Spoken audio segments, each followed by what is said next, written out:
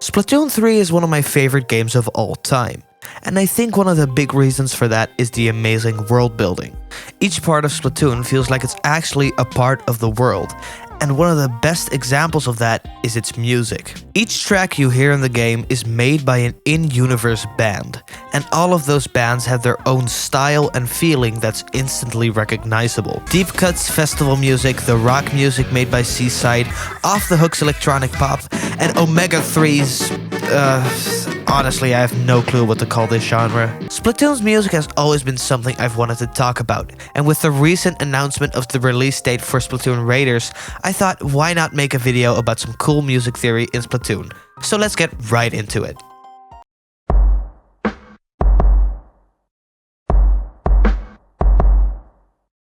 Okay, so the first thing I want to talk about is microtonality. In Western music, we divide the octave into 12 equally spaced notes, which is what we call 12-tone equal temperament, or 12-tet. And this is what almost all Western songs are written in. But 12-tet is not a requirement at all. You can also have songs that use notes that fall in between those 12 notes. Or just divide the octave with a different number than 12, like what I did in my song Rain.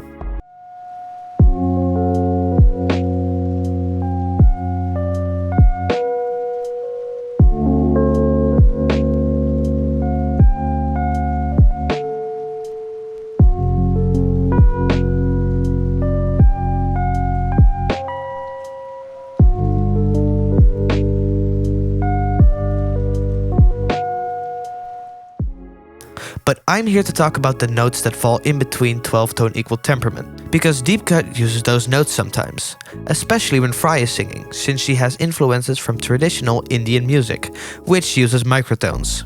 One of the songs that uses it is Anarchy Rainbow, though it is kinda hard to hear.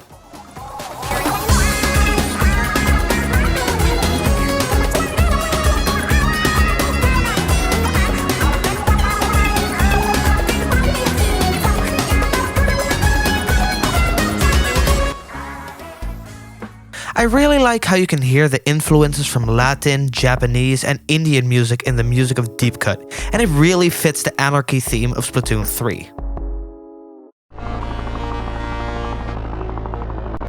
The Salmonids, the enemies that you fight in the Salmon Run mode of Splatoon. Salmonids come in many different shapes and sizes, like the Chum, the Quahog, the Flipper Flopper, and the worst thing ever made. These salmonids must return to where they were born in order to mature by doing something we call a salmon run. In order to keep morale high, they play music during these runs made by all different types of bands, and if a band gets good enough, they are awarded the title of Omega. One of these bands is Omega 3, who make the music that we hear in Salmon Run, and they use some insane time signatures, which is what I want to talk about. I've explained before what a time signature is, but I'll recap for the people who don't know. A time signature is the way we group beats in music. The most used example is 4/4. The upper number tells you how many beats there are, and the lower number tells you what sort of beat it is. It's the 1, 2, 3, 4 you hear musicians say before starting a song. 4/4 sounds like this. But there are tons of different time signatures, like for example 3/4 or 7/8. A great example for a song in 7/3 is Deluge Dirge by Omega 3.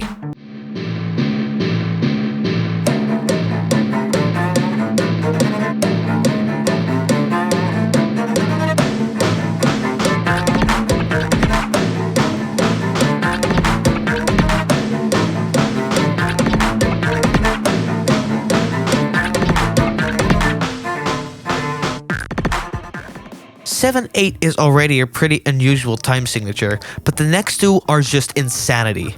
The song Fishing Frenzy by Omega 3 uses 31/16. This is what that sounds like.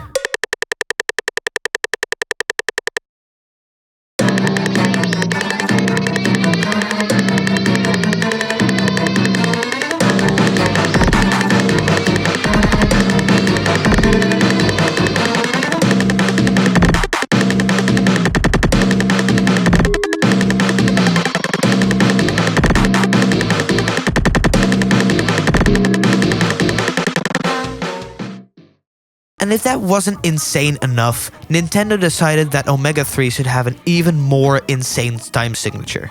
And to explain this, I'll first have to explain mixed meter.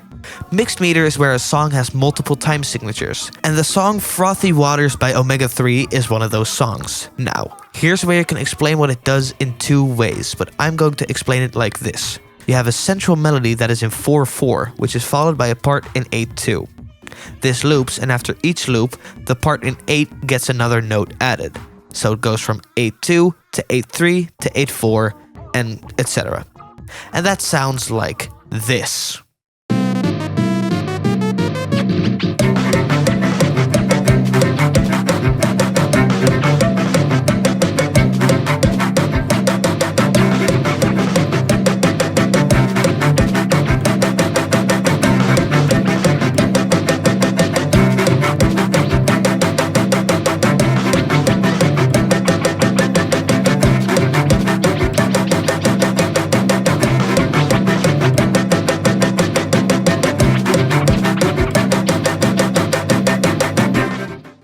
I think the insane time signatures fit really well with the sort of music I think Salmonids would make, and it definitely fits with the insanity of Salmon Run. Well, that's basically it. I'm really excited to see what Nintendo will do for the music of Splatoon Raiders, and the game in general, since I love Salmon Run. Look, I'm even Executive VP. If you have any game you want me to cover, leave it in the comments, and otherwise, goodbye! So I made this video in a really short time, so sorry if I didn't go too in depth with with some of the music theory, or if I didn't explain it good enough, because I am going on vacation in about like 3 hours, so I'm trying to finish this before we go. I am kinda sad though that Splatoon Raiders is only on Switch 2, since I do not own a Switch 2. But, you know, of course, it's a next-gen game, so they can't do everything. It is pretty understandable, though I would have liked to play it.